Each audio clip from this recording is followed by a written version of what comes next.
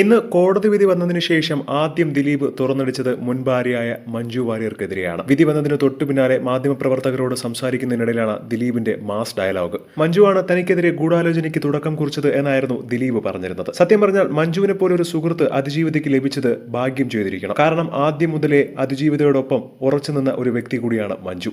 എന്തൊക്കെ സമ്മർദ്ദങ്ങൾ വന്നാലും എന്തിന് മകൾ മീനാക്ഷിയുടെ സമ്മർദ്ദം ഉണ്ടായിരുന്നിട്ട് പോലും മൊഴി മാറ്റി പറഞ്ഞില്ല. 28 സാക്ഷികളോളം മൊഴി മാറ്റിയെങ്കിലും മഞ്ജു താൻ പറഞ്ഞ കാര്യങ്ങളിൽ ഉറച്ചു തന്നെ നിന്നു. ദിലീപിന് അതിജീവിതയോട് ഇത്രയധികം വൈരാഗ്യം ഉണ്ടായതിന് കാരണം തന്നെ ദിലീപും കാവ്യയും തമ്മിലുള്ള ബന്ധം മഞ്ജു വാര്യരുടെ അതിജീവിത പറഞ്ഞു എന്ന ദിലീപിന്റെ സംശയം തന്നെയാണ്. സത്യം പറഞ്ഞാൽ മഞ്ജുവിനും ഒരുപാട് വിഷമമുണ്ട്. താനും ഇതിന്റെ ഒരു ഭാഗമാണ്. കാരണം താൻ നിർബന്ധിച്ചത് കൊണ്ട് മാത്രമാണ് ആക്രമിക്കപ്പെട്ട നടി ഈ കാര്യങ്ങളൊക്കെ തുറന്നു പറഞ്ഞത്. ആ ഒരു വൈരാഗ്യമാണ് ആ നടിയുടെ കരിയർ തന്നെ അവസാനിപ്പിച്ച് ഇന്ന് ഇത്രയുമധികം പ്രശ്നത്തിലേക്ക് എത്തിയത്. അന്നു മുതൽ അതിജീവിതയ്ക്കൊപ്പം ധൈര്യം പകർന്ന് ഒരു സഹോദരി പോലെ ഒപ്പം നിന്ന ഒരേ ഒരു വ്യക്തിയാണ് നടി മഞ്ജു വാര്യർ. എന്നാൽ അതൊന്നും ഒരിടത്തും തുറന്നു പറയാൻ മഞ്ജു വാര്യർ ഒരുക്കമായിരുന്നില്ല. സത്യം പറഞ്ഞാൽ ദിലീപിന് ഇങ്ങനെ ഒരു വിധി ലഭിച്ചതിൽ അതിജീവിത വളരെയധികം ദുഃഖത്തിലാണ്. അതിജീവിത മാത്രമല്ല, അതിജീവിതയ്ക്കൊപ്പം ഉണ്ടായിരുന്ന സുഹൃത്തുക്കളും സഹപ്രവർത്തകരും കുടുംബാംഗങ്ങൾക്കുമെല്ലാം വളരെയധികം നിരാശയിലാണ്.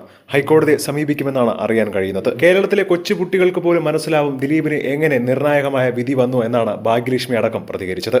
എന്താണ് ഇതിനെക്കുറിച്ചുള്ള നിങ്ങളുടെ അഭിപ്രായമെന്ന് താഴെ മറക്കാതെ കമന്റ് ചെയ്യൂ.